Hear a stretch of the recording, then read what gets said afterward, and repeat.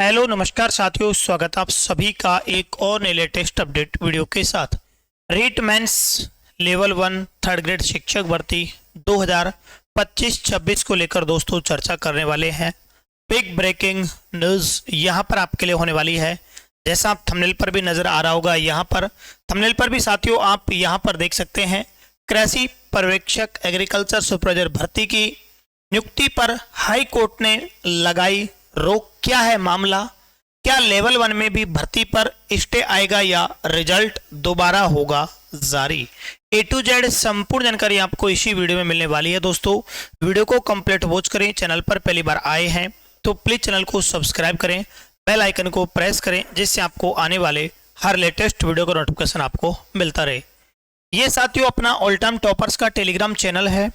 अभी तक जिस भी साथी भाई बहन ने Telegram channel all time toppers को ज्वाइन नहीं किया है तो Telegram channel all time toppers को ज्वाइन करें। यहाँ पर आपको इस भर्ती से रिलेटेड सभी प्रकार की लेटेस्ट अपडेट सबसे पहले सबसे सटीक आपको देखने को मिलती रहेगी। तो एक सबसे बड़ी भर्ती दोस्तों यहाँ पर आप देख सकते हैं, अभी की आज की लेटेस्ट अपडेट है, बिग ब्रेकिंग न्यूज है। कृषि पर्यवेक्षक भर्ती परीक्षा के फाइनल रिजल्ट पर हाई कोर्ट की रोक। 3 सवालों के जवाब को लेकर विवाद, 1100 पदों पर नियुक्ति अटकी। अभी जैसे मैंने आपको दोस्तों लेवल 1 के पहले 2-3 वीडियो बनाए थे और आप सभी को पता है L1 में यहां पर जो प्रश्न है 11 प्रश्न तो यहां पर दोस्तों बोर्ड की ओर से ये डिलीट कर दिए गए थे। 3 क्वेश्चन के यहां पर आंसर चेंज किए गए थे, ठीक है ना। 11% डिलीट कर दिए बोर्ड ने फाइनल आंसर की में, 3 प्रश्नों का आंसर चेंज कर दिया और 3 प्रश्न ऐसे थे जिनके आंसर बदलने थे लेकिन बोर्ड ने वो नहीं बदले। तो लगभग ये 15-16 प्रश्न जो भी आपके हैं, 16-17 जो भी प्रश्न बन रहे हैं, इन प्रश्नों को लेकर यहां पर हाई कोर्ट में याचिका दायर कर दी गई है, याचिका लगा दी गई है और लगातार उस पर सुनवाई पे सुनवाई चलती रही है। 29 जून को सुनवाई हुई थी, इसके बाद फिर 2 जुलाई को हुई थी, 4 जुलाई को भी हुई थी, फिर इसके बाद आगे चल के 13 जुलाई को भी सुनवाई हुई थी। यानी कि जो 4 जुलाई की सुनवाई होती है उसमें यहाँ पर कर्मचारी चयन बोर्ड को समय दिया जाता है, कर्मचारी चयन बोर्ड समय मांगता है और फिर अगली नेक्स्ट सुनवाई होती है यहाँ पर 13 जुलाई को। उसके बाद फिर भी कर्मचारी चयन बोर्ड कहता है कि हमें और समय इस पर चाहिए, तो यहाँ पर बोर्ड ये कोर्ट कहता है कि चलो ठीक है हम आपके लिए और समय दे देते हैं। लेकिन इससे पहले एक अपडेट आ जाती है यहाँ पर दोस्तों, कृषि पर्यवेक्षक भर्ती को लेकर फाइनल रिजल्ट इस भर्ती का आपका आ चुका है। एक बार मैं यहां पर आपको बता देना चाहता हूं इस भर्ती के बारे में। यह भर्ती जो होती है वो 1100 पदों पर होती है और लिखित परीक्षा इसके लिए 10 अप्रैल 2026 को होती है। 15 जून को फाइनल आंसर की और 23 जून को इसका दस्तावेज सत्यापन के लिए फाइनल अंतरिम परिणाम जारी कर दिया गया था। लेकिन यहां पर इसमें 3 प्रश्नों को लेकर बड़ा विवाद था। विवाद को लेकर याचिका लगाई गई थी और फाइनली जो माननीय जज साहब न्यायाधीश हैं उन्होंने इस भर्ती प्रक्रिया पर रोक लगा दी है कि जब तक इन 3 प्रश्नों को लेकर किसी भी प्रकार का कर्मचारी चयन बोर्ड की ओर से यहां पर निपटारा नहीं हो जाता तब तक इस भर्ती प्रक्रिया पर नियुक्ति पर रोक लगी रहेगी। तो यही हाल दोस्तों लेवल 1 का भी होने वाला है। अब यहां पर जिनका सिलेक्शन हो रहा होगा वो कुछ नेगेटिव कमेंट भी करेंगे, कहेंगे कि आपको क्या लेट देना है, ये है वो है, हमारा सिलेक्शन इसमें हो रहा है, आप इसको अटकलवा चाह रहे हो, ये करवा रहे हो, वो करवा रहे हो। ठीक है, तो ये तो दोस्तों न्याय प्रणाली के ऊपर डिपेंड करेगा कि न्याय व्यवस्था करती क्या है। क्योंकि जैसा अभी एक याचिका में कहा भी गया था कि जो याचिका है वो नियुक्ति प्रक्रिया वो याचिका के अध्ययन रहने वाली है। तो कुल मिला के अभी जो इसमें निर्णय है वो अभी आना बाकी है। लेवल 1 में फाइनल सुनवाई आपकी लगातार चलती रहने वाली है। जब तक फाइनल सुनवाई नहीं होगी तब तक मामला इसी प्रकार से चलता रहेगा। अब एक बार थोड़ा सा इस भर्ती के बारे में बात कर लेते हैं दोस्तों। राजस्थान हाईकोर्ट ने कृषि पर्यवेक्षक भर्ती 2025 का अंतिम परिणाम जारी करने और नियुक्तियां देने पर रोक लगा दी है। जस्टिस गणेशराम मीणा की अदालत ने सतीश कुमार मीणा और अन्य की याचिका पर सुनवाई करते हुए यह रोक लगाई है। कोर्ट ने कर्मचारी चयन बोर्ड और कृषि विभाग के प्रमुख शासन सचिव से जवाब भी मांगा है। याचिका में 3 विवादित सवालों को चुनौती दी गई है। देखो 3 विवादित सवालों को चुनौती दी गई है। विवादित सवाल 1 हो, 2 हो, 3 हो, कितने ही हो दोस्तों, अगर वहां चुनौती दी जाती है तो स्वाभाविक सी बात है रिजल्ट प्रक्रिया पर बहुत बड़ा असर पड़ने वाला है। जैसे आपने अभी लास्ट वाली भर्ती थी L2 लेवल 2 वाली 2022-23 वाली भर्ती, इस भर्ती में यहां पर 18% थे सभी सब्जेक्ट के, है ना। बोर्ड ने सारी प्रक्रिया कर दी, यहां तक कि ज्वाइनिंग भी मिल गई थी।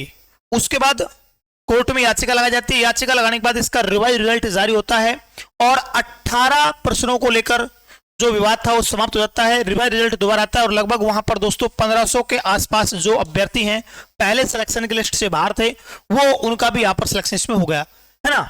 तो अब ऐसे में 3 प्रश्नों को लेकर यहाँ पर विवाद हो गया है, विवादित प्रश्न थे। अब विवादित प्रश्नों में यहाँ क्या बताया गया था कि आरपीएससी में जवाब सही, कर्मचारी चयन बोर्ड में गलत। ये एक भर्ती का ही मामला नहीं है, बहुत सारी भर्तियां मैंने खुद ने भी देखा कि क्वेश्चन वही सेम होता है, आरपीएससी भी वही प्रश्न देती है, कर्मचारी चयन बोर्ड भी प्रश्न देता है। आरपीएससी उसका प्रश्न आंसर अलग मानती है, कर्मचारी चयन बोर्ड उसको अलग मानता है, और जबकि बुक में जो होता है वो लगभग जो आरपीएससी मानती है बुक में वहां पर दे रखा होता है। तो यही हाल इस भर्ती का भी हुआ था। याचिकाकर्ताओं के वकील हरिंदर नील जी ने बताया कि ऑब्जेक्टिव प्रश्न पत्र में पूछे गए सवालों में 3 सवालों को लेकर विवाद था। मुख्य विवाद सवाल नंबर 56 को लेकर था। इस सवाल के जिस जवाब को कर्मचारी चयन बोर्ड गलत मान रहा है उसी जवाब को आरपीएससी ने स्कूल लेक्चर एवं कोच भर्ती 2025 में सही माना था।